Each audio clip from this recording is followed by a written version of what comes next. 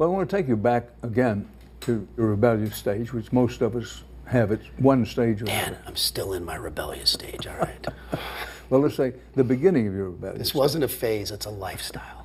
stage. You were doing disc jockeying work Yep, was DJ. and doing breakdancing. Mm-hmm. And what did your family think of that at the time? Well, my mom was a little upset when I destroyed her stereo because it was one of those, you know, had a volume here and a turntable on top. So I went into her sewing kit and cut out a piece of felt because I saw some, you know, hip-hop DJs scratching records. And man, I said, I got to learn that. So, you know, the volume knob here, I blew the pot out on it. So when she used to go do her, you know, jazzercise or whatever, Olivia Newton-John workout in the morning, the pod would blow and it would turn up to like 11 and you know, Let's Get Physical would be blaring at, you know, however many decibels, and she wasn't too happy about that. My dad didn't understand anything that was going on. Breakdancing was just kind of, it seemed like that was just a fad and a phase, which in a way it kind of was, but I mean, at one point I was teaching at a dance studio. Like kids would pay me to teach them how to, they'd pay me to teach them how to breakdance, but really they would come and watch me spin on my head for 30 minutes. You know, I didn't know how to teach anything at that age. I was so young. Maybe that explains a lot. You spin on your my head for 30 minutes. yeah. Boom, interview's over. There it is. You got to the bottom of it. And I spun on my head too much. But I get this mental picture that you're into hip hop, rap music. You're hanging out in, quote, bad neighborhoods. I put it in quotes because that's how some people would have described it. Were your parents afraid about you going into bad neighborhoods, or were they afraid how that would reflect on them? How did that work itself out? Well, being a father and a grandfather now, it's totally understandable that, you know, I come from this nice middle-class family, you know, and, you know, if I could finish cutting the lawn quick enough, you know, I could skate out of there on, you know, Friday and Saturday night and go DJ parties in the hood. And that was just, you know, it was rebellious and fun and great. And I was learning a lot that I didn't even realize at the time. I was just doing what I loved. I really didn't know any better. It was just what I liked. And, you know, it just didn't seem that dangerous to me because I was probably that naive at the time. But to them, looking back now, I can understand why they'd be a little shook about it. You know? Well, did you have any problems when you went into the neighborhoods, not white neighborhoods? A few, but not overall. Not overall.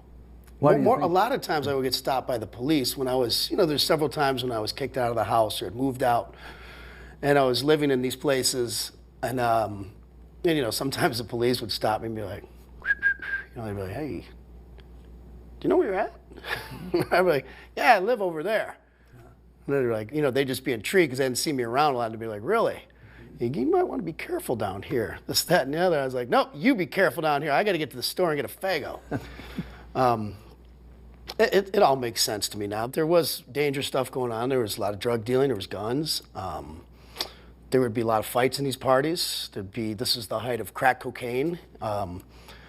And there'd be these, I remember at parties, there'd be these crazy shootouts. You know, these drug dealers with like machine guns and stuff were just rat-tat-tat-tat-tat. And you're like, what the hell, man? Well, as a father and grandfather, it doesn't sound to me like a good place for a teenage boy to be. No, I wouldn't say it is. It was for me, but I wouldn't try to sell that. And I'm not, but you know, it still was a hell of an education in a lot of regards of what to do and what not to do, who I wanted to be and who I didn't want to be. Because, you know, I've been asked in so many interviews, what was it like being in these neighborhoods? Because it doesn't seem cool to be in the neighborhood where I'm from. And I don't believe that. It is cool to be wherever you're from. Even though my family was middle class and made it to the middle upper class, I'm proud of that. You know, I don't think you just have to be poor and have to be from a crap area to be able to do something good in life, especially something in the entertainment world. It seems like we've sold this over and over again in every interview that I've seen since the beginning of time for me.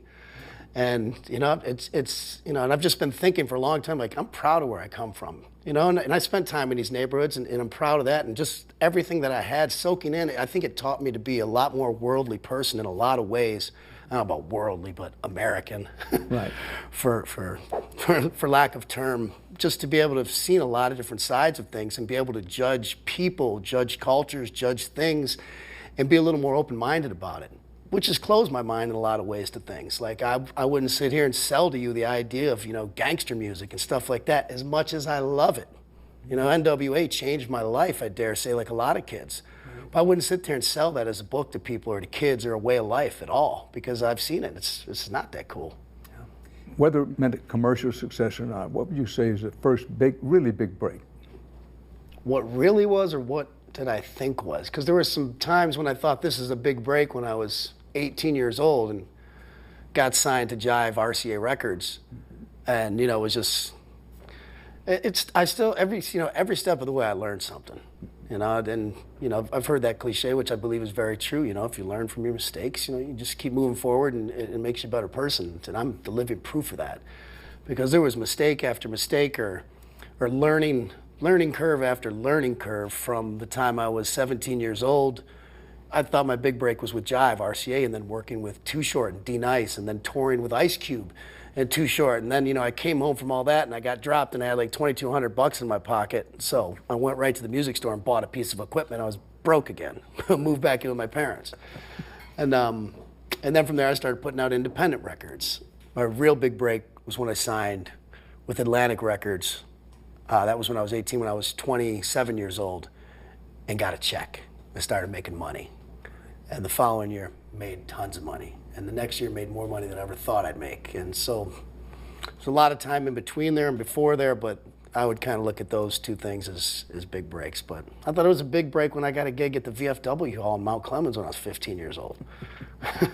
Every time I did something, I thought, this is huge. I'll never do anything bigger than this. One of the things that strikes me is the contrast in your life. That is, contrast on the one hand between what you do professionally. On the other hand, you're a father. You're a single father with a son. Talk to me about raising a son. I had a lot of help. I had a great support system. My mother, my sister, his godmother, people like that all the time. But still, these were people. His godmother let me get away with a little more than my mom and sister. But these are people that are like, I'm not gonna watch your kid if you think you're gonna go out drinking with your friends and carrying on like you do. If you gotta work, then we'll help you out. So that kept me in line quite a bit.